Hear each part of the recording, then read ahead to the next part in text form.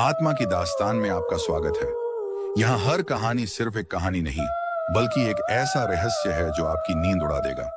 अगर दिल कमजोर है, तो आगे बढ़ने से पहले एक बार सोच लीजिए। राजस्थान की धरती पर जयपुर शहर के बीचों बीच मानसागर झील के नीले पानी में एक ऐसी इमारत खड़ी है जिसे देखकर हर कोई मंत्रमुग्ध हो जाता है। जल महल, जो सन 1699 में महाराजा माधो सिंह प्रथम ने बनवाया था, दिन के उजाले में एक अद्भुत वास्तुकला का नमूना लगता है। इसकी लाल बलुआ पत्थर की दीवारें, इसके 5 मंजिला ढांचे में से 4 मंजिलें पानी के भीतर डूबी हुई हैं और केवल एक मंजिल पानी के ऊपर दिखाई देती है। लेकिन जैसे ही सूरज ढलता है और अंधेरा झील के पानी पर अपनी चादर बिछाता है, यही खूबसूरत महल एक अलग ही रूप धारण कर लेता है। स्थानीय लोग कहते हैं कि रात के समय जल महल के आसपास एक ऐसी परछाई मंडराती है जिसे न तो पूरी तरह इंसानी कहा जा सकता है, न ही पूरी तरह कुछ और। कहानी शुरू होती है एक फोटोग्राफर की जिसका नाम था विक्रम।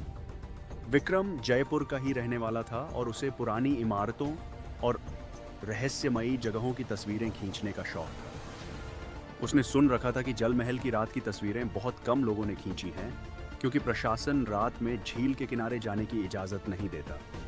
लेकिन विक्रम को चुनौतियां पसंद थीं। उसने अपने एक स्थानीय परिचित से बात की जो झील किनारे नाव चलाने का काम करता था। उस आदमी का नाम रामलाल था और उसकी आंखों में जब विक्रम ने रात में जल महल जाने की बात कही तो एक अजीब सी चिंता झलक उठी। रामलाल ने विक्रम को समझाने की बहुत कोशिश की। उसने कहा कि झील के किनारे रहने वाले पुराने लोग बताते हैं कि जल महल की नींव जहां रखी गई थी, वहां पहले एक पुराना गांव हुआ करता था। जब झील बनाने के लिए बांध बनाया गया तो पूरा गांव पानी में डूब गया। कुछ लोग समय रहते निकल गए, लेकिन कहा जाता है कि कुछ परिवार अपने घरों को छोड़ने को तैयार नहीं थे और वे पानी के साथ ही उस जगह में समा गए।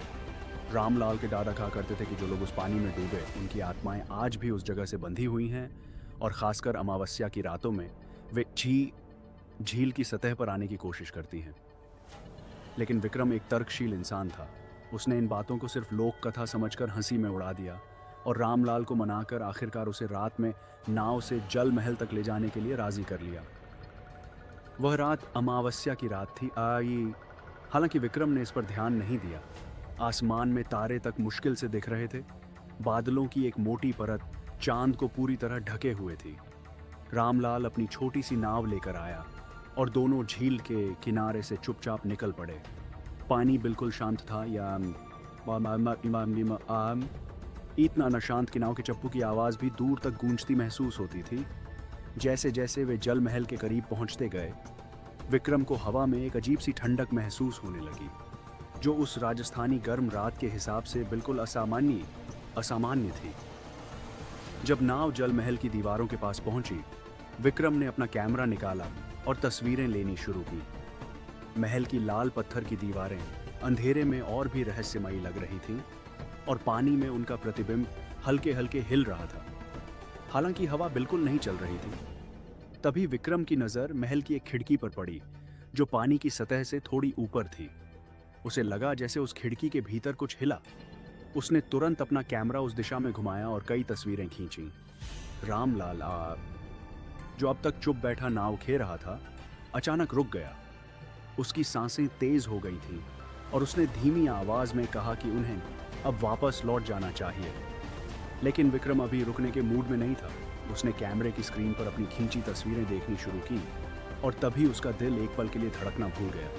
एक तस्वीर में उस खिड़की के भीतर एक धुंधली सी आकृति दिखाई दे रही थी। वह आकृति किसी इंसान जैसी लगती थी, लेकिन उसका चेहरा साफ नहीं था, जैसे कोहरे से बना हो।